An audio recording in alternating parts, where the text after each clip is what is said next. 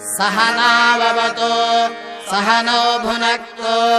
सह वीर्यङ्करवावहै तेजस्विनावधीतमस्तु मा विद्विषावहै। ॐ शान्तिः शान्तिः शान्तिः। ॐ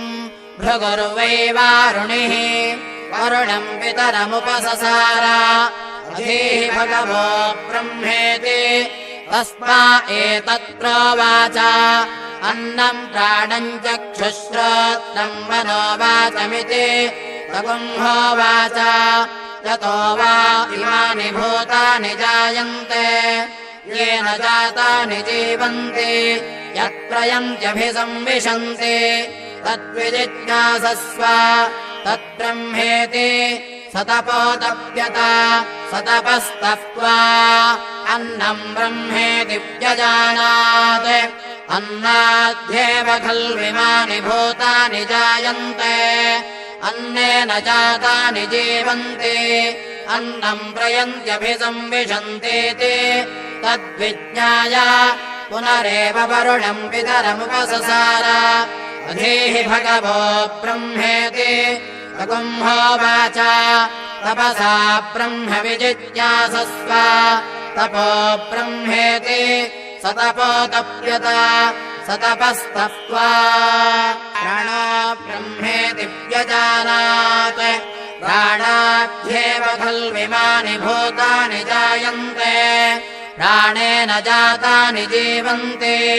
प्राणम् ग्रयन्त्यभिसंविशन्तीति तद्विज्ञाय पुनरेव वरुणम् पितरमुपससार अधीः भगवो ब्रह्मेति तगुंहोवाच तपसा ब्रह्म विजिज्ञासस्व तपो ब्रह्मेति सतपोतप्यत सतपस्तप्त्वा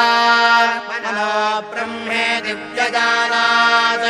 मनसो ह्येव खल्विमानि भूतानि जायन्ते मनसा जातानि जीवन्ति मनः प्रयन्त्यभिसंविशन्तीति तद्विज्ञाय पुनरेव वरुणम् पितरमुपससार अधीः भगवो ब्रह्मेति तगुंहोवाच तपसा ब्रह्म विजिज्ञासस्व तपो ब्रह्मेति सतपोतप्यत सतपस्तप्त्वा विज्ञानम् ब्रह्मेति व्यजानात् विज्ञानाद्येव खल्विमानि भूतानि जायन्ते विज्ञानेन जातानि जीवन्ति विज्ञानम् प्रयन्त्यभिसंविशन्तीति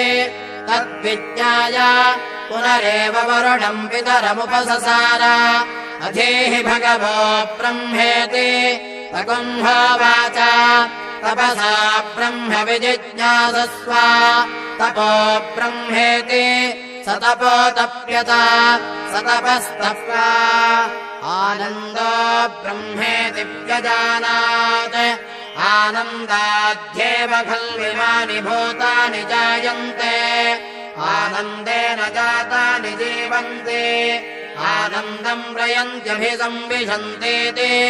सैषा भार्गवी वारुणी विद्या परमे व्योमन् प्रतिष्ठिता य एवम् वेद प्रतिष्ठति अन्नवानन्नादो भवति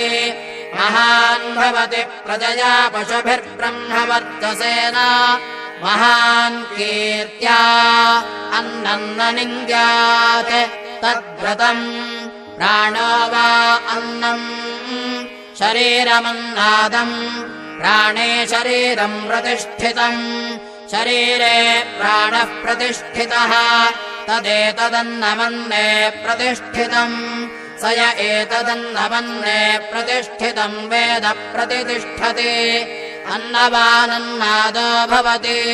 महान् भवति प्रजया पशुभिर्ब्रह्मवर्चसेन महान् कीर्त्या अन्नम् न परिचक्षेत तद्व्रतम् आपो वा अन्नम् ज्योतिरन्नादम् अप्सज्योतिः प्रतिष्ठितम् ज्योतिष्यापः प्रतिष्ठिताः तदेतदन्नमन्ने प्रतिष्ठितम् स य एतदन्नमन्ने प्रतिष्ठितम् वेद प्रतितिष्ठति अन्नवानन्नादो भवति महान् भवति प्रजया पशुभिर्ब्रह्मवर्चसेन महान् कीर्त्या अन्नम् बहुकुर्वेत तद्व्रतम् पृथिवी वा अन्नम् आकाशोन्नादः पृथिव्यामाकाशः प्रतिष्ठितः आकाशे पृथिवी प्रतिष्ठिता तदेतदन्नमन्ने प्रतिष्ठितम् स य एतदन्नमन्ने प्रतिष्ठितम् वेद प्रतितिष्ठति अन्नवानन्नादो भवति महान् भवति प्रजया पशुभिर्ब्रह्मवर्चसेन महान् कीर्त्या न कञ्चन वसतो प्रत्याचक्षेत तद्व्रतम्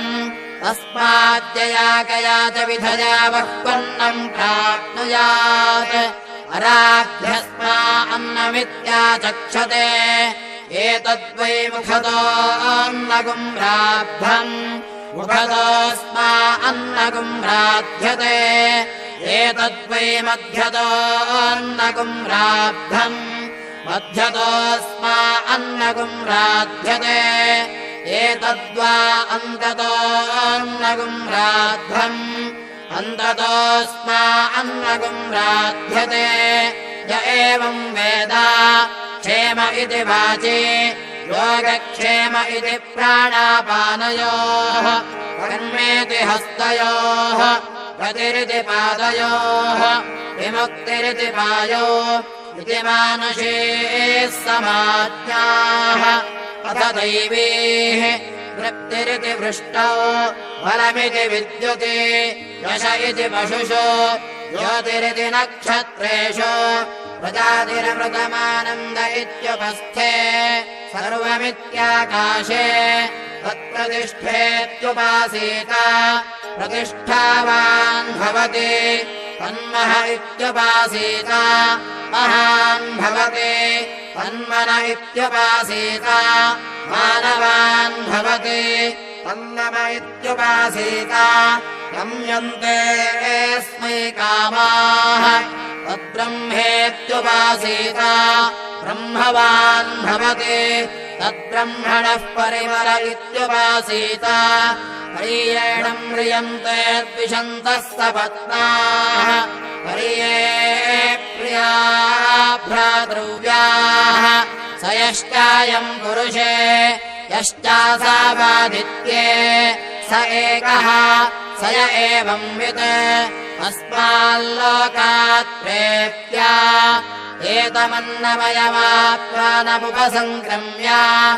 एतम् प्राणमयमात्मानमुपसङ्क्रम्य एतम् मनोमयमात्मानमुपसङ्क्रम्य एतम् विज्ञानमयमात्मानमुपसङ्क्रम्य एतमानन्दमयमात्मानमुपसङ्क्रम्य इमाल्लोकान् कामान्ये कामरूप्यनुसञ्चरन्